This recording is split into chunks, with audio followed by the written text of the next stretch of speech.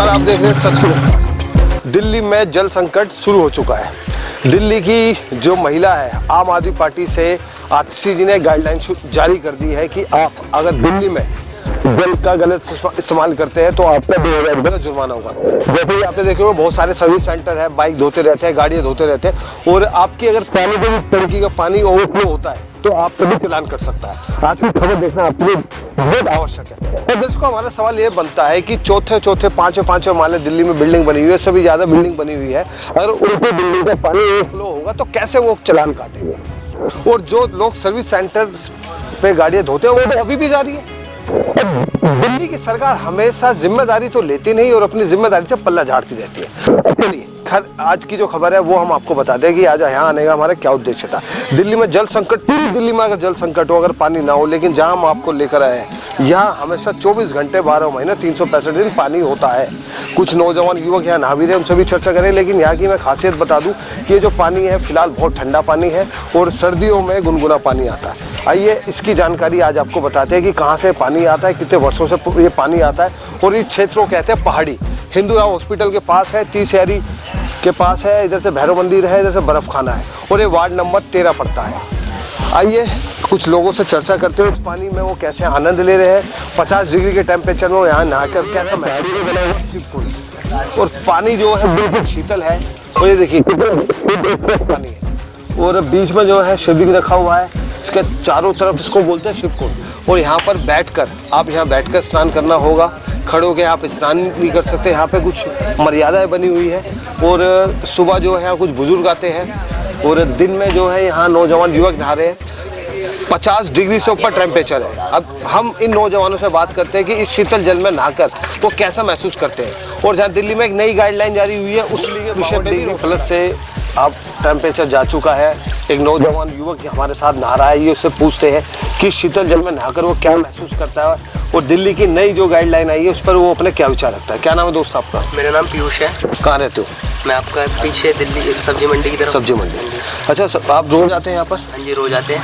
अच्छा जो दिल्ली में गर्मी का प्रकोप है वो तो आप देख ही रहे हैं, इस प्रकोप से बचने के लिए सबसे सेफ महसूस है? सबसे बढ़िया जगह है, ठंडा पानी और नहाते रहो, कोई रोकेगा नहीं, कोई टोकेगा नहीं। बताया जाता है इस पानी को पिया भी जाता है? हाँ जी बिल्कुल पिया जाता है, पी के भी। और इसे कहते हैं कि इसे छोटा हरिद्वार भी कहते हैं, लोग कहते हैं हरिद्वार का मजा आ जाता है नहाकर। बिल्कुल हरिद्वार के शंकर जी सामने हरिद्वार का मजा। अच्छा दिल्ली में एक नई गाइडलाइन जारी करी है आम आदमी पार्टी ने कि अब आप दिल्ली में जल को व्यर्थ करेंगे तो आपके ऊपर 2000 का जुर्माना लगेगा। हाँ जी आप किस पे क्या राय है? मेरी इस पे राय है जल तो व्यर्थ करना वैसे चाहिए भी नहीं। अच्छी बात है ये। पर यहाँ का जल तो कोई रोक भी नहीं सकता। जी जल नहीं रोक, ये रुक नहीं सकता, ये 24 घंटे बहता रहेगा, ना इसकी कोई शुरुआत है ना इसका कोई अंत है। चलिए बहुत अच्छी बात है। कुछ और लड़कों से भी बात करते हैं। नवीन जी हमारे साथ जुड़ गए हैं। नवीन जी को शिवकुंड का बहुत पुराना इतिहास मालूम है। आइए पूछते हैं नवीन जी इस इतिहास के बारे में क्या जानकारी आज हमारी टीम को देते हैं। जी नवीन जी। मेरा नाम है नवीन कुमार और मैं यहीं पे रहता हूँ, बिल्कुल नीचे मेरा घर है, अमरनाथ जलेबी वाली गली, भीम गली में। जी मेरी उम्र हो चुकी है 40 साल। जी 1-2 साल से तो मैं आ नहीं रहा था क्योंकि छोटा था, मगर जब से मैंने होश संभाला तो मैंने इस शिवकुंड में वो जल का आनंद लिया है। जैसे गर्मी है कितनी, जून की गर्मी, तो यहाँ पे हमेशा पानी आपको ठंडा मिलेगा। और जब आपको सर्दी आ जाती है तो यहाँ पे फुल गर्म पानी मिलता है, चाहे आप कितना भी मर्जी नहा लीजिए और कुछ भी कर लीजिए, आपको फुल आनंद मिलेगा। जी अच्छा नवीन जी बताया जाता है कि इस पानी का जो रहस्य है वो आज तक सही जानकारी लोगों पे पहुंच नहीं पाई। बिल्कुल सही बात है। ये यहाँ पे डिस्कवरी वाले चैनल वाले आ चुके हैं, नेशनल ज्योग्राफी वाले चैनल भी आ चुका है, जितने भी माध्यम के चैनल होते हैं सब आ चुके हैं, मगर आज तक कोई ये पता नहीं कर पाया कि पानी कहाँ से आ रहा है और कितना आता है। अनलिमिटेड पानी आता है यहाँ पे, जितना मर्जी आप देख रहे हैं सारे गाइस हमारे नहा रहे हैं जी, कितना मर्जी पानी यूज़ कर लें, पूरी दिल्ली में पानी बंद हो जाए, पूरी पाइपलाइन सप्लाई बंद हो जाए, मगर ये पानी कभी बंद नहीं होगा। यहाँ पे सबकी प्यास बुझती है। आपने दिल्ली की पानी की बात करी तो एक नई गाइडलाइन आम आदमी पार्टी ने जारी करी है कि अगर आप अपनी गाड़ी धोते हैं पाइप से या आपके पानी का टंकी का ओवरफ्लो हो जाता है या पानी का आप दुरुपयोग करते हैं तो उस पर अब चालान होगा। उस बारे में आपका अपना क्या कहना है? बिल्कुल सही है, चालान होना भी चाहिए, क्योंकि जिस तरीके से पानी का दुरुपयोग हो रहा है और पानी को बेचा जा रहा है, लोग बाग जैसे अपना वाटर प्लांट लगा के उसे 20 रुपये पानी की बोतल में सप्लाई कर रहे हैं, तो ये दिल्ली का जल स्थल खत्म ही तो हो रहा है, उससे हमारे को सबको नुकसान ही है। तो इस गाइडलाइन से आप संतुष्ट हैं? बिल्कुल संतुष्ट हूँ। पानी का दुर्व्यवहार नहीं होना चाहिए बिल्कुल भी, उसका सही मायने में पीने के लिए उपयोग होना चाहिए और कम से कम यूज़ होना चाहिए नहाने धोने में जी।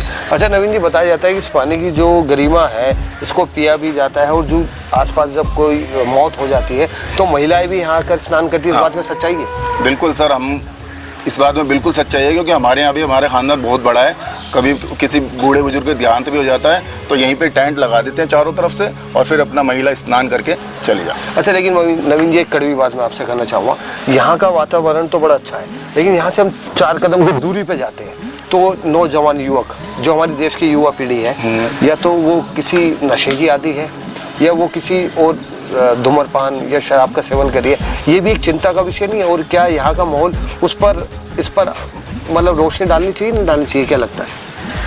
देखो, जिस तरीके का माहौल चल रहा है उसमें पीने खाने में कोई किसी को मना नहीं कर सकता, जिसका जैसा दिल चाहेगा वो वैसा करेगा। लेकिन जब यहाँ बच्चे आते हैं, महिलाएं आती है तो उन पर एक गलत असर तो पड़ता ही है ना? देखो, बच्चे महिला कभी कभी आते हैं बाई चांस, वैसे तो डेली कोई नहीं आता यहाँ पे। जहाँ होली दिवाली यहाँ पे सैयद बाबा पढ़ते हैं तो वहाँ आते हैं। कहना चाहता हूँ सार्वजनिक स्थान पर कोई गलत काम ना करे तो ज़्यादा अच्छा है। ये तो बात आप बिल्कुल ठीक कह रहे हैं, गलत काम ना हो तो ज़्यादा बेस्ट है। बट ये बच्चे लोग अपना छोटा मोटा एंजॉय कर लेते हैं, बाकी यहाँ पे ऐसा कुछ नहीं है कि अगर कोई महिला भी आ रही है तो उसे आंखों से छेड़ा भी जाए या कुछ मुंह से वर्डिंग भी करी जाए, ऐसा कोई बच्चा यहाँ बदतमीजी कर ही नहीं सकता, क्योंकि सब ये हमारा परिवार ही है सारे ये। अच्छा, जो हमारे दर्शक आपको सुन रहे हैं, देख रहे हैं, अगर वो यहाँ आना चाहते हैं, नहाना चाहते हैं तो कैसे आ सकते हैं? मेट्रो से कहाँ उतरे और कैसे आए?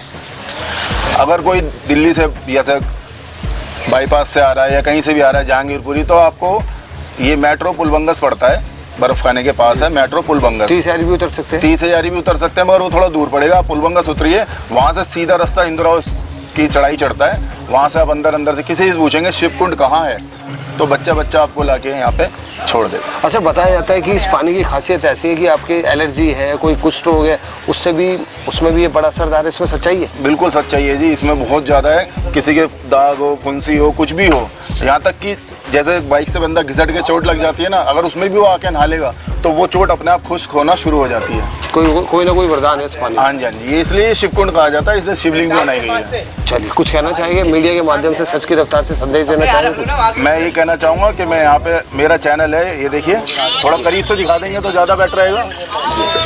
अरे तो तुम्हारी जेब में तलाशी आती है जी। तो मैं यहाँ पे, मेरे को आते आते कम से कम 35 साल हो चुके हैं और मैं यहाँ पे नहाता रहता हूँ।